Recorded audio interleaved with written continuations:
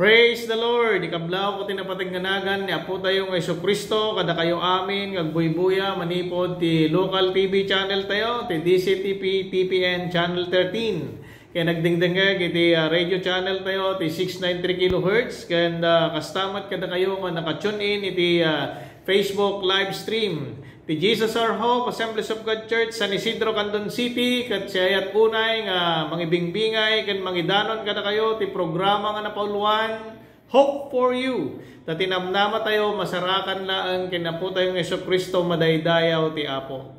Kablaawak, ti patpatgan mi unay nga pastor, awan sa Bali, no dini Reverend Salvador Gaygayed, kastamat iti pamilyana, kaya iti pakabuklan, ti Assemblies of God Church, ti San Isidro, Candon City. Ket kada kayo nga naisarong ti siyudad ti Candon, mabalin nyo ti umay makigimong, masarakan laang dahito nga pagdaydayawan, iti likodan, iti Dominion Bus Terminal. Umay kayo, kakabsat, ket agdayaw tayo, ti Espiritu kan kinapudno. Kablaawak mat, nagiti amin nga ministros sa dinuman nga paset ti lubong, ti anyo nga pagtabtrabahuan, uray pa nagiti amin nga church workers, ni Apo Diyos kumati, agtultuloy, kaya nang mampapabilag kada kayo, babayin ti panangidalan na ti Espiritu Santo. Pagyamanak mat itang abigat, nagiti technical control tayo, nawan sa Bali, no di da engineer Roel Laranang, ken ni Madam Lori May Gakusana. Good morning kada kayo, kakabsat. Kahit kumat nga gyaman kadagiti amin nga sponsors tayo, iti panagpatpatuloy, iti panakay kasaba, iti ebanghelyo ti Apo. Kahit ni Apo Diyos kuma itagtultuloy nga mangbendisyon kada kayo tad adupay. Itang abigat patpatkek nga kakabsat, kastoy iti tema ti adal tayo. The favor of God will change your life.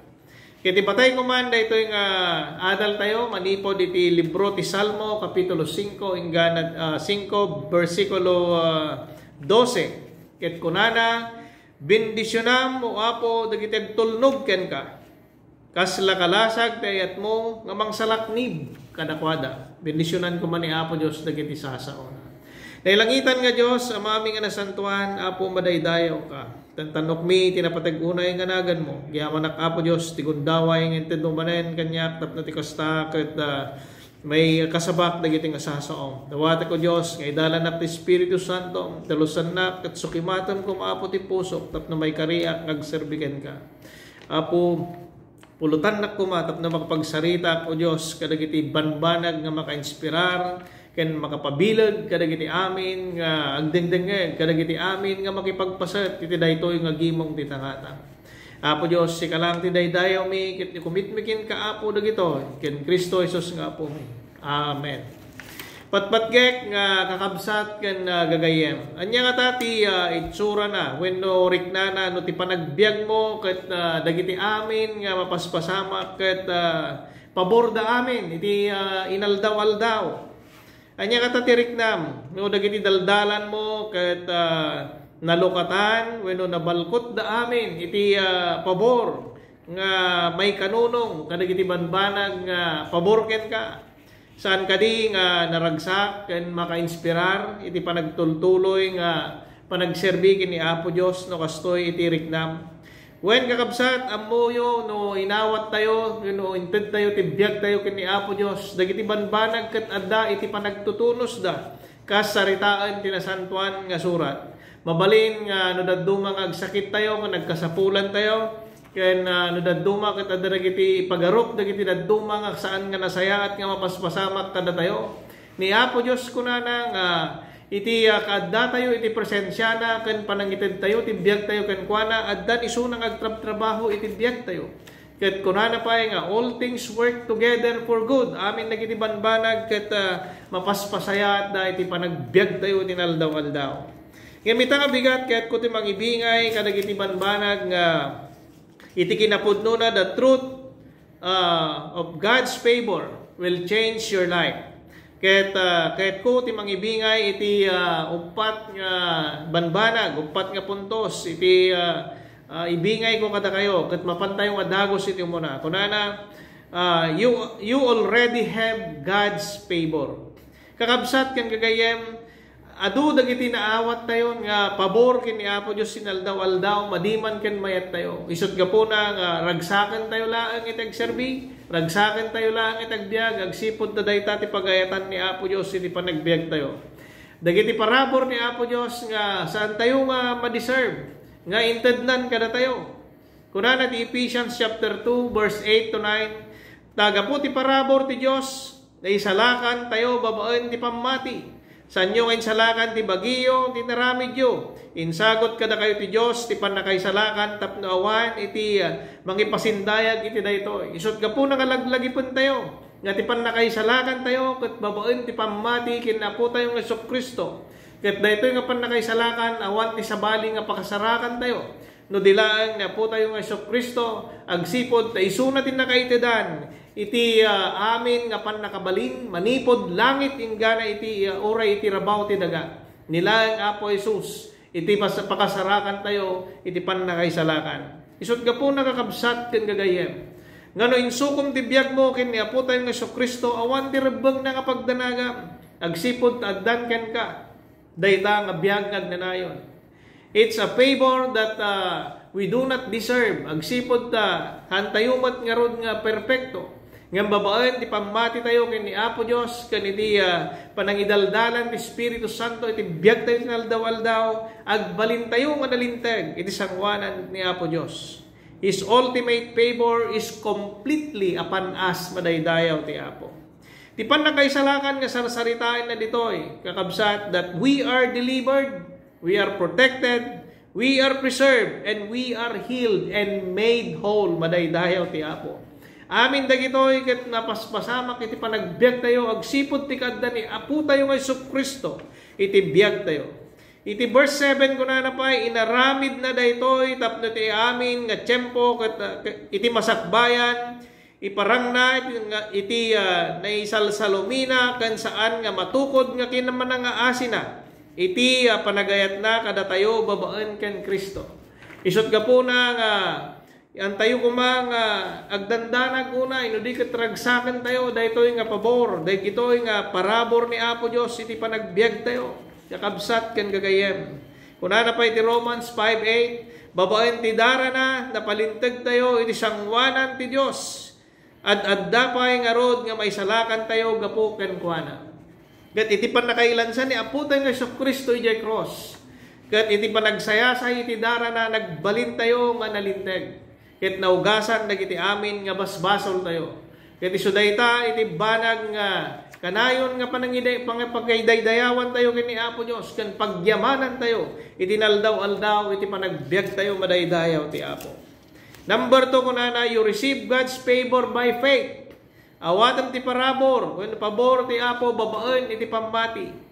Kunana dito ay 2 Peter chapter 1 verse 2 sapay kumata umadado ti paraboryo ken may kankay iti talna iti pannakamuyo ti Dios ken ni Jesus nga Apo tayo madaydayaw ti Apo. Wen kakabsat nagimbagkit din itag pamati ken Apo tayo nga Kristo agsipod dagiti pabor na ket ag tigtignay iti panagbiag tayo iti naldaw-aldaw.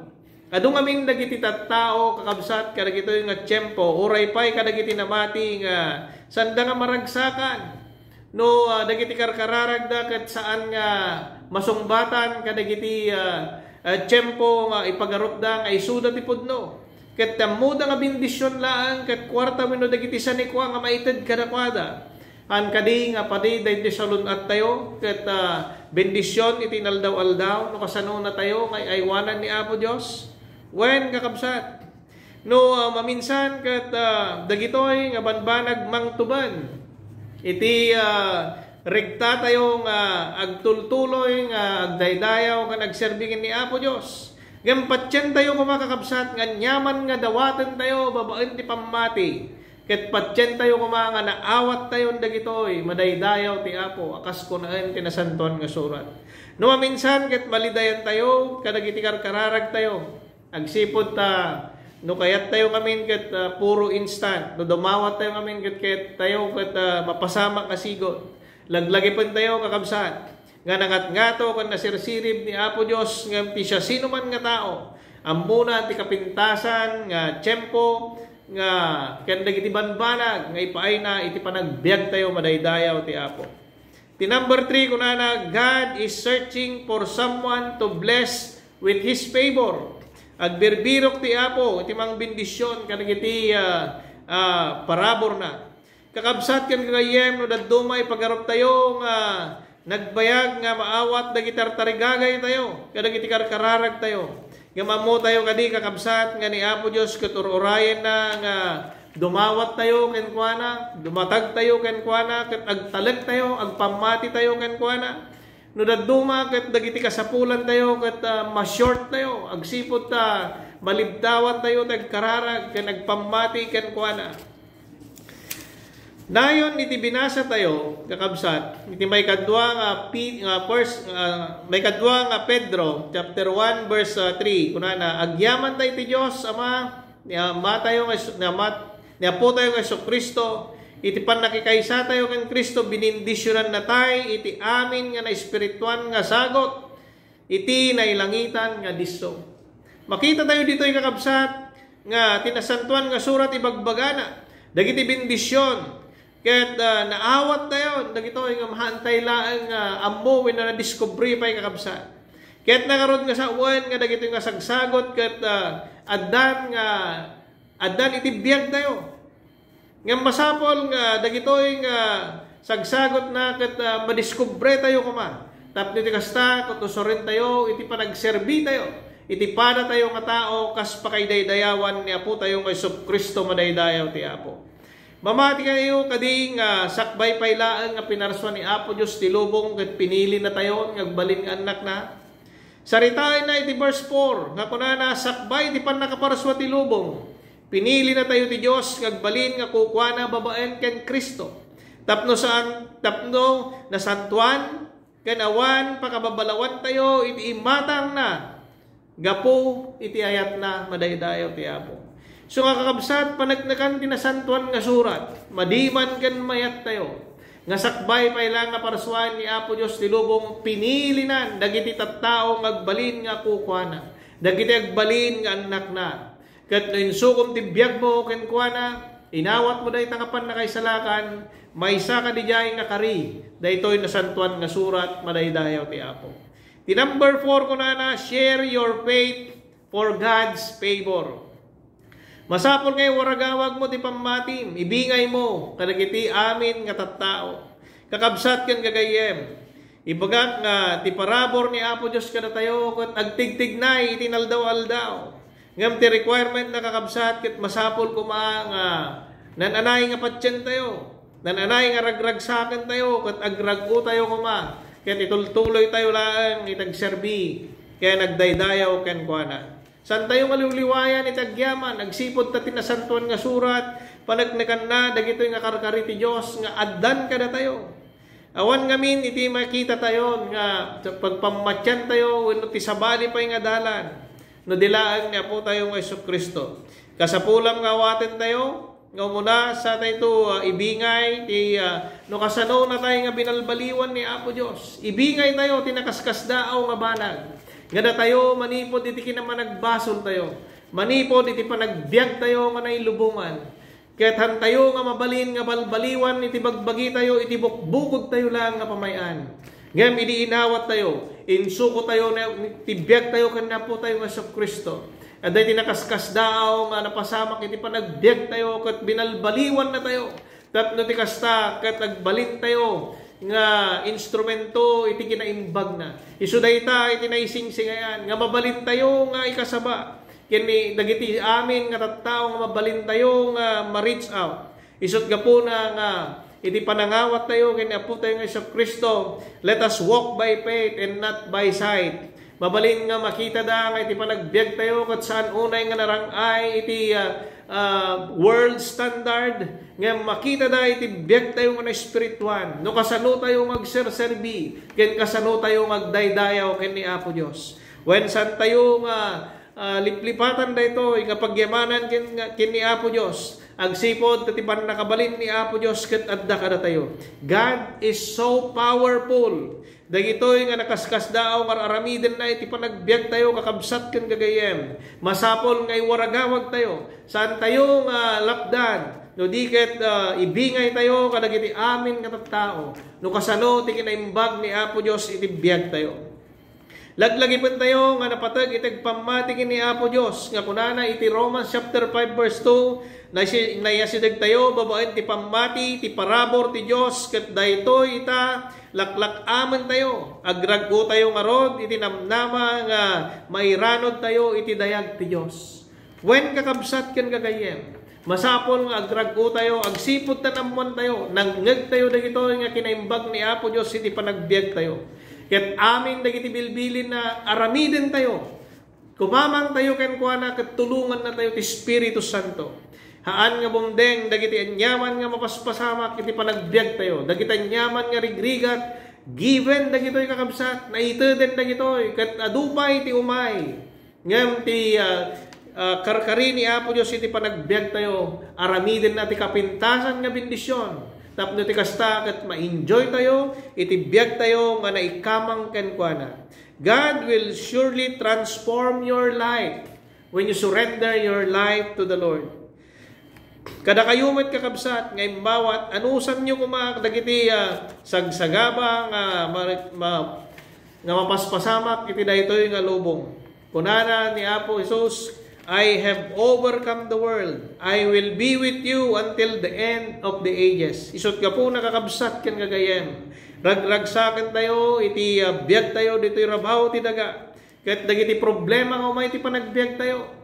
Dagitoy ket bendisyon matlaeng kakabsat agsipod ta kayat ni Apo Dios nga kumamang tayo ken kuana.